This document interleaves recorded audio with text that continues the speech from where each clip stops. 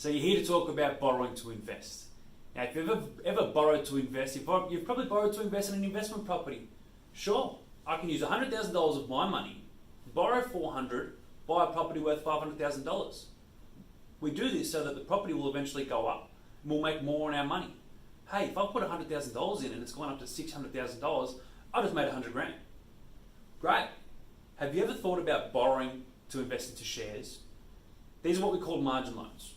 Now, people normally think of margin loans, well, I'm risking it against that specific stock.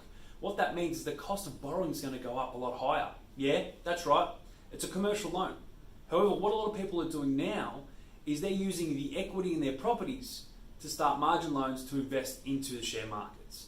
So what that means is that they might have paid off their house a little bit. They want to start investing some money.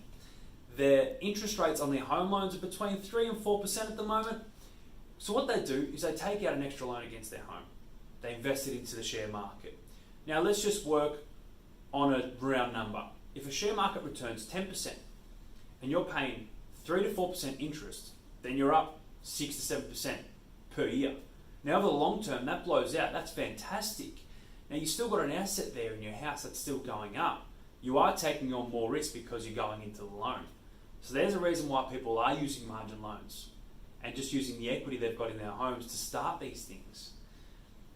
Now, when you do use a margin loan, you've got to remember that you've got to keep that interest portion that you've used for the loan completely separate from a home loan if you do it that way, because this interest, like your investment property, it's tax deductible. What that means, it will bring down your tax debt. Now, people think these are really risky strategies. Now, if you want to reduce your risk or minimize it, there's something called a put option, where you can essentially say that I want to sell this asset at a certain price just to reduce my risk in case it goes down much further.